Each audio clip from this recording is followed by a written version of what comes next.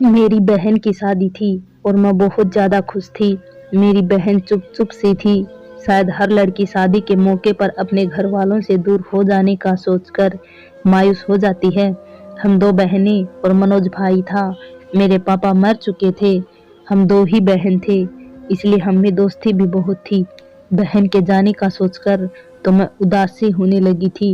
उसके जाने के बाद मैं तो बिल्कुल अकेला रह जाती, क्योंकि मेरी अपनी बहन मुझे बहुत प्यारी थी। मैं हर बात अपनी बड़ी बहन से ही करती थी। वो भी मुझसे दूर होने से उदास रहती थी। शादी के वक्त वो मम्मी के गले लगकर रोने लगी, फिर मुझसे मिलकर भी बहुत रोई। मेरे बहनोई ने जब उसे इस तरह से उदास देखा, तो मेरी मम्मी से कहने लगे कि अर्चना को भी साथ भेज दे, पूजा का दिल लग जाएगा। वैसे भी मेरे घर में पूजा के अलावा कोई और तो है नहीं, वो अकेली रहेगी तो यूं ही आप लोगों को याद करके रोती रहेगी। मैं भी तुरंत से तैयार हो गई। मम्मी ने कहा कि ज्यादा दिन बहन के घर मत रहना, बस कुछ दिन के बाद वापस आ जाना।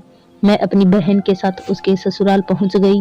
घर में मेरे जीजा के अलावा और कोई ना था, वो अकेले ही थे। उनके मम्मी पापा भी मर चुके थे। रात को मैं एक अलग कमरे में सोने चली गई, लेकिन अभी मुझे आधा घंटा ही ना गुजरा था कि मेरे कमरे का दरवाजा किसी ने खटखटाया। मुझे कुछ डर सा महसूस हुआ। पूजा दीदी और विराज भाई तो अपने कमरे में होंगे और विराज भाई यहाँ अकेले रहते हैं, तो इस वक्त मेरा दरवाजा कौन खटखटा सकता है। मैं कुछ डर सी गई थी, लेकिन दरवाजे पर मुझे विराज भाई की आवाज आई कि अर्चना दरवाजा खोलो। मेरा डर खत्म हो गया। मैंने बेड से उठकर फौरन से दरवाजा खोल दिया।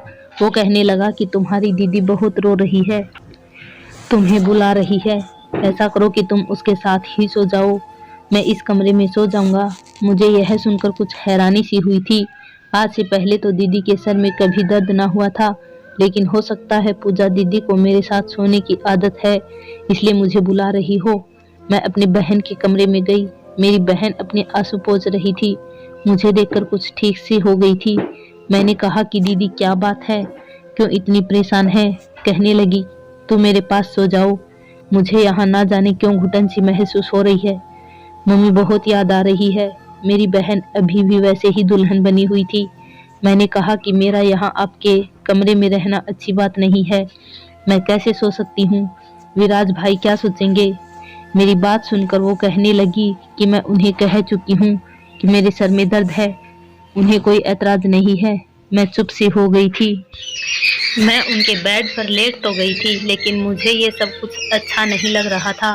दीदी कपड़े बदलकर मेरे पास लेटकर सो भी गई थी, लेकिन मेरी नींद उड़ चुकी थी। पूरे बेड पर गुलाब की पत्तियां बिखरी हुई थी। कमरे में गुलाब के फूलों की नेट बनी हुई थी।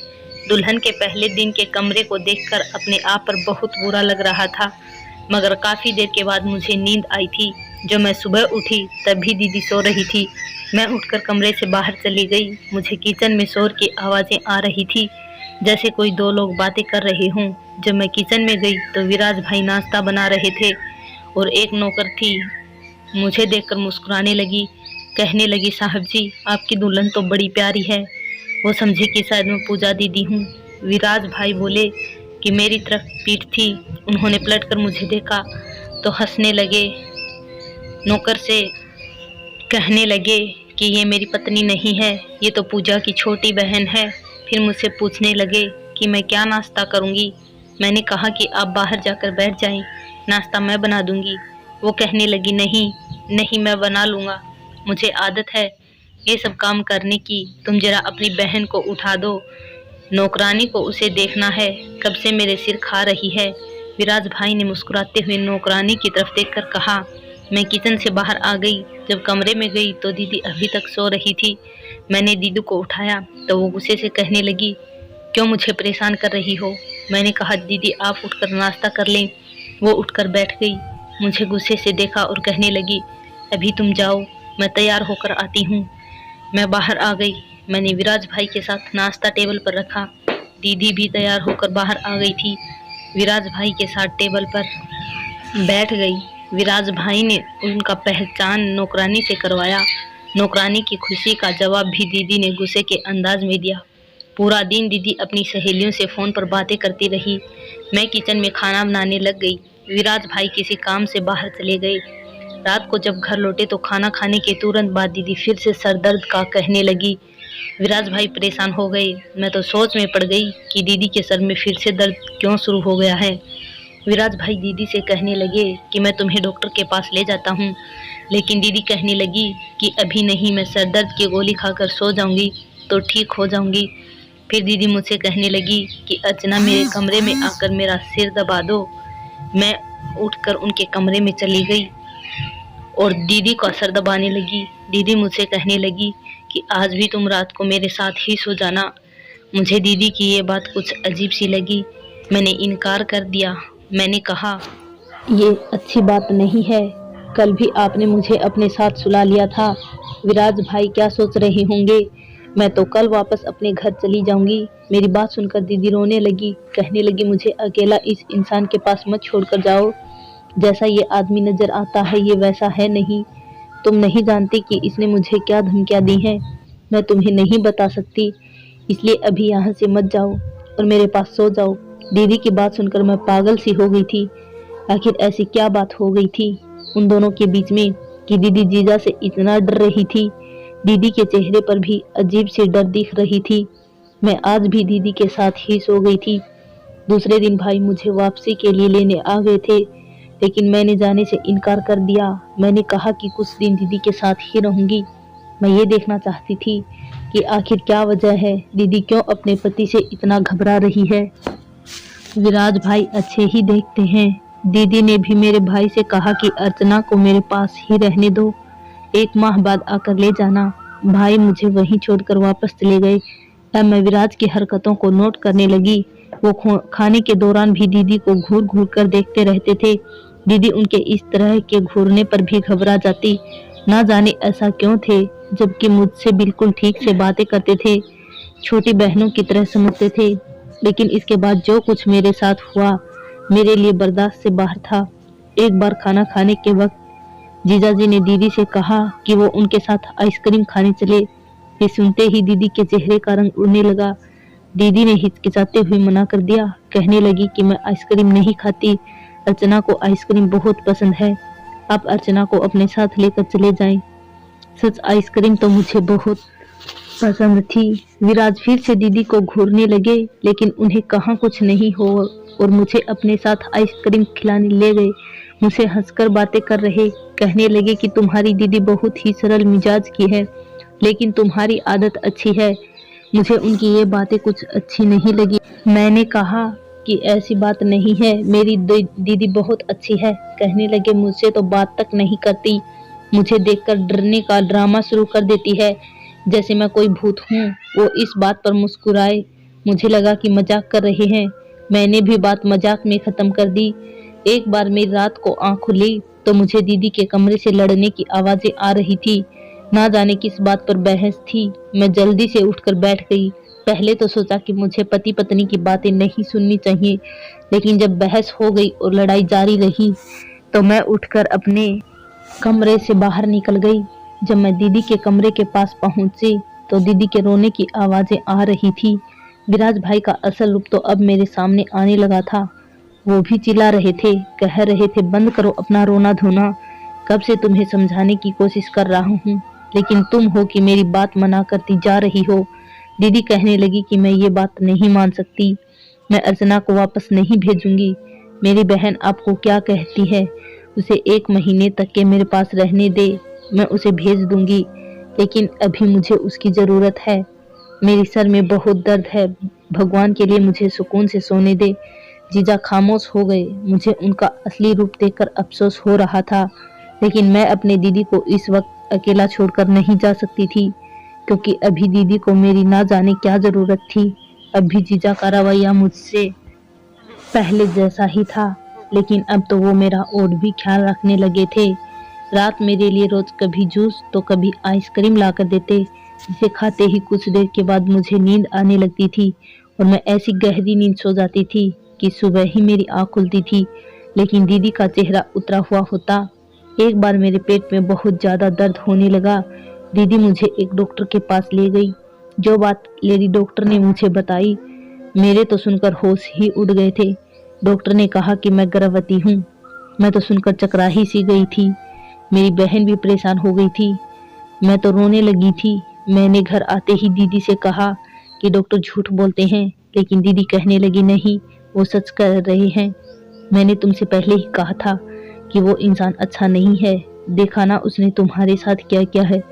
अर्चना, उसने तुम्हें बर्बाद कर दिया है, तुम्हारी इज्जत खराब कर दी है। तुम किसी को मुंह दिखाने के लायक नहीं रही।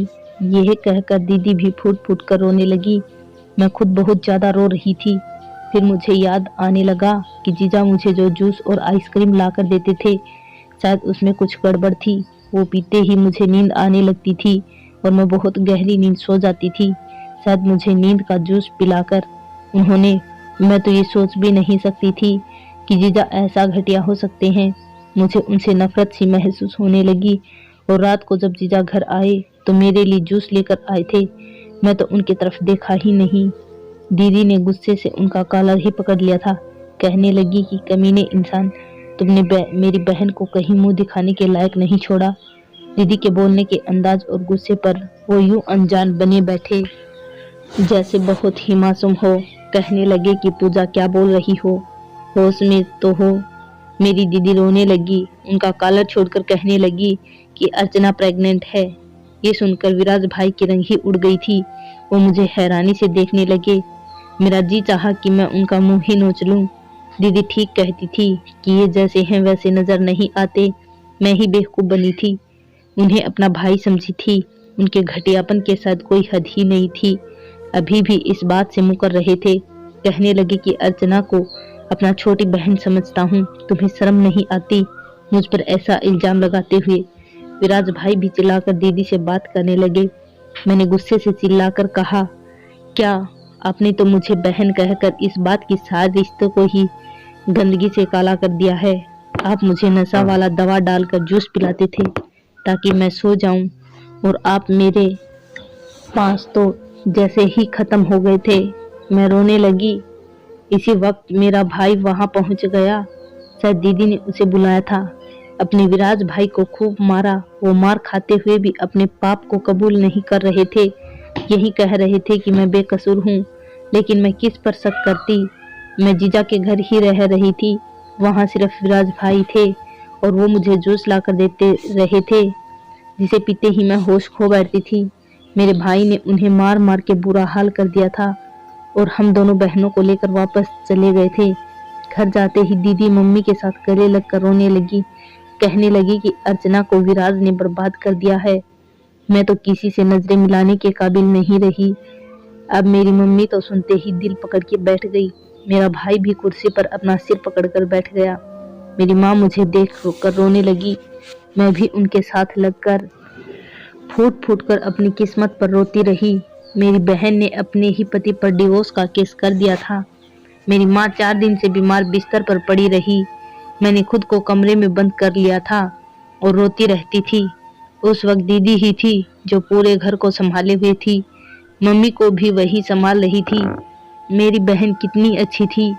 अगर वो मतलबी होती तो मेरी खातिर अपना बसा बसाया घर न छोड़ती। मुझे ये कहती कि तुम गलत हो, वापस घर चली जाओ। तुम्हारे लिए मैं क्यों अपना घर बर्बाद करूं? लेकिन दीदी तो मेरे खातिर अपना घर बर्बाद कर दिया था। 15 दिन में मम्मी भी काफी सही सी हो गई थी। मैं खाना पीना तक छोड़कर बैठ गई थी। दीदी ही मुझे जबरदस्ती कुछ खिला देती थी। मैं ये सोच रही थी कि मेरी जिंदगी का क्या होगा। मैं तो बर्बाद हो रह गई हूँ। भला मुझसे कौन शादी करेगा? लेकिन 15 दिन के बाद जो कुछ मेरी माँ ने मुझे कमरे में आकर कहा, मैं हैरानी से उनका मुंह देखते रह गई। मम्मी कहने लगी कि कल वो मुझे अपने साथ हॉस्पिटल लेकर जाएगी और मेरा ऑपरेशन करवा देगी। किसी को भी इस बात की खबर नहीं होगी कि अभी यह बात घर पर ही है, घर पर ही खत्म हो जाएगी। मैं भी यही चाहती थी। मैं क्यों अपनी जिंदगी को बर्बाद करती। अगले दिन मम्मी मुझे हॉस्पिटल लेकर गई।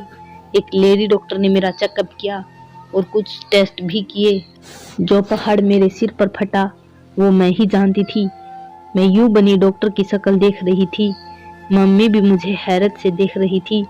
हम लोग वापस घर लौट आए थे। कमरे में बैठी अपना चकराता सर हाथों में लिए बैठी थी। मेरे साथ ये क्या हुआ था? ऐसा कैसे हो सकता था? मैं किसके बात पर भरोसा करूं, किसके बात पर नहीं, कुछ भी समझ नहीं आ रहा था। मुझे अपने दिमाग की नस खिंची हुई महसूस हो रही थी। मेरा दिमाग बिल्कुल सुन रहा था। मैं बिल्कुल चुप सी थी। चंद दिन में मेरे कॉलेज खुल गए थे। कॉलेज जाने लगी। दीदी का केस भी आखिरी डेट पर था। शायद इसी डेट पर ही उनकी डिवोर्स हो जाती। मैं कॉलेज जाने लगी थी। मेरी दोस्त ने मेरी पीली रंगत देखकर वजह पूछने लगी। मैं उन्हें क्या वजह बताती। मैंने कहा कि मुझे बुखार था। कुछ दोस्त तो मुझसे मेरी दीदी की शादी की बात पूछने लगी। बस 2 माह ही तो थे उनकी शादी को, और क्या कुछ बात नहीं हो गया था। लेकिन वही मेरी दीदी के दोस्त भी मुझसे मिल गई थी। दीदी के बारे में पूछने लगी। दीदी के दोस्त ने जो मुझे झटका दिया, मैं तो सोच भी नहीं सकती थी। मैंने भी उनकी दोस्त के मुंह पर एक थप्पड़ मार दिया था। मैंने कहा कि मुझे अपनी बहन पर पूरा भरोसा है, वह ऐसा नहीं कर सकती। जब मैं घर पहुंची तो दीदी बहुत खुश नजर आ रही थी। मुझसे कहने लगी कि अर्चना, 4 दिन बाद आखिरी डेट है, इसके बाद मेरी इस घटिया शख्स से जान छूट जाएगी। मैंने कोई जवाब नहीं दिया, लेकिन दीदी के चेहरे पर इतनी खुशी थी कि छुपाए नहीं छुप रही थी। पहले तो उनकी खुशी देखकर मुझे उनकी दोस्त की बातें याद आने लगी थी। फिर मुझे लगा, नहीं, मेरी बहन ऐसा नहीं हो सकती, ना ही मेरे साथ ऐसा कर सकती। जाहिर है उनका पति अच्छा नहीं था, तभी उनको छोड़ने पर वो इतना खुश थी। लेकिन मेरे अंदर मेरा दिल मुझे कुछ और ही बता रहा था। जिस दिन मैं मम्मी के साथ डॉक्टर के पास गई थी, डॉक्टर ने मेरा चेकअप करने के बाद मेरी टेस्ट रिपोर्ट देखकर कहा कि मैं कोई गर्भवती नहीं हूँ और ना ही मेरे साथ कोई जबरदस्ती की गई। मैं बिल्कुल ठीक हूँ। मेरी मम्मी भी ये सुनकर परेशान हो गई थी। अगर मैं बिल्कुल ठीक थी तो फिर उस डॉक्टर ने मुझसे यह बात क्यों कही थी? फिर मम्मी मुझसे पूछने लगी कि अर्चना, क्या उस डॉक्टर ने भी तुम्हारे टेस्ट किए थे? मुझे याद आने लगा कि उसने मेरा कोई टेस्ट नहीं किया था। उसने तो बस मुझे चेक किया था और कहने लगी कि मैं गर्भवती हूँ। मैं उसकी बात ही सुनकर परेशान हो गई थी। मुझे कहा कोई और टेस्ट की जरूरत नहीं, दीदी ने भी ऐसा कुछ नहीं करवाया था। मुझे फौरन से घर ले आई थी और एक तमाशा सा खड़ा कर दिया था। कुछ देर तो मेरी मम्मी चुप रही, फिर मुझसे सारी बात पूछने लगी। मैंने उन्हें सब कुछ बता दिया।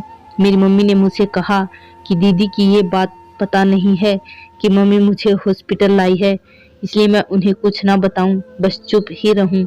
मैं तो ये बात भी समझ नहीं पाई थी। कॉलेज में दीदी के दोस्त ने मेरे होश उड़ा दिए थे और अब दीदी के चेहरे पर छाई खुशी की चमक देखकर मैं तो उन पर शक करने लगी। रात को एक और राज का पता चलना बाकी था, जब मेरे ही नंबर पर विराज जीजा की कॉल आने लगी। ना जाने क्यों मैंने वो कॉल उठा ली। जो कुछ उन्होंने मुझे बताया मैं चुपचाप सुनती रही। इसके बाद मैं दीदी की आदतों को नोट करने लगी। आजकल ना जाने क्यों किसी से भी हंस हंस कर बात करती थी। एक रात मैं पानी पीने सहन में आई तो मैंने सहन से ऊपर जाने वाली सीढ़ी पर दीदी को चढ़ते देखा। रात के 1 बजे का वक्त था। उस वक्त वो छत पर क्या करने गई थी? मैं उनके पीछे ही चल दी, लेकिन जब मैं ऊपर गई दीदी को देखकर मेरे पैरों तले से जमीन निकल गई। मैं वहीं से वापस नीचे उतर गई थी। मुझे अपनी बहन की इस हरकत पर यकीन नहीं आ रहा था। उसने अपने खातिर मेरे साथ कितना बड़ा धोखा किया था। मैंने जल्दी से पहले अपनी मम्मी को जगाया, उसके बाद भाई को, और उन्हें ऊपर ले गई। उस वक्त दीदी किसी को नौजवान के साथ गले लगे हुए ये कह रही कि बहुत जल्द मुझे डिवोर्स मिल जाएगी, फिर मैं तुमसे शादी कर लूंगी। मैंने तुमसे कहा था न, इस बेवकूफ इंसान से पीछा छुड़वाना मेरे बाएं हाथ का कमाल है। मेरा भाई यह सुनकर गुस्से में आ गया। उसने एक जोरदार थप्पड़ दीदी को मारा, फिर उस नौजवान को मारने पीटने लगा। वो नौजवान तो अपने आप को छुड़वा कर भाग गया। दीदी का रंग फीका पड़ गया था, उसका सच खुल गया था। उस दिन फोन पर भी जीजा मुझसे यही कह रहे थे, अर्चना, मैं कसम खाकर कहता हूँ मैंने तुम्हारे साथ कोई पाप नहीं किया। तुम्हारी दीदी तो खुद ही मेरे साथ रहना नहीं चाहती थी।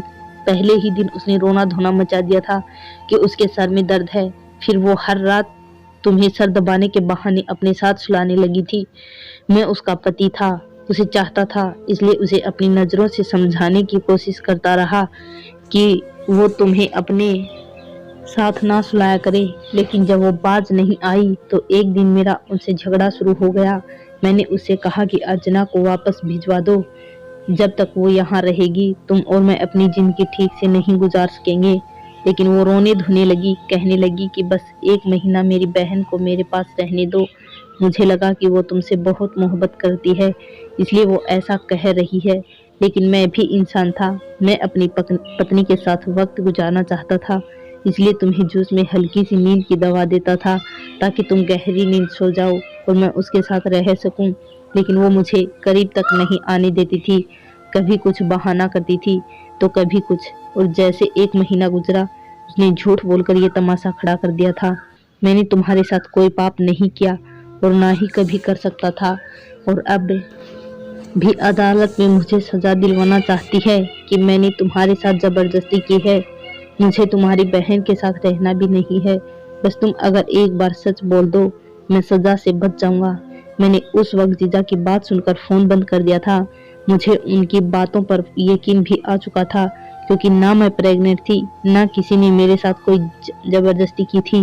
फिर मुझे मेरी बहन की दोस्त ने भी बता दिया था कि वो किसी आवारा से लड़के से मोहब्बत करती है और बहुत मोहब्बत करती है।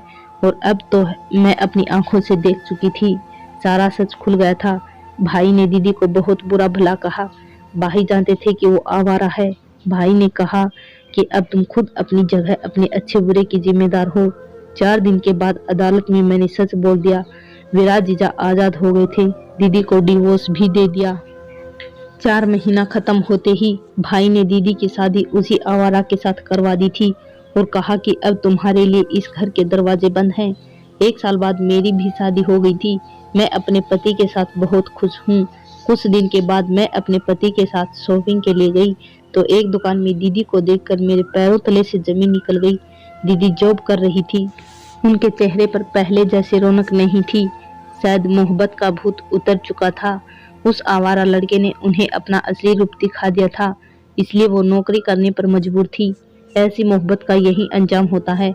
हमारे मम्मी पापा भाई बहन हमारे अपने ही होते हैं, हमारे लिए अच्छा ही फैसला करते हैं। इसलिए लड़कियों से कहूंगी कि मम्मी पापा की इज्जत को खत्म करने की बजाय उनकी इज्जत की चादर को खुद ढक लेना ही अक्लमंदी है। धन्यवाद दोस्तों। वीडियो पसंद आई हो तो लाइक करें, सब्सक्राइब करें और कमेंट करना ना भूलें।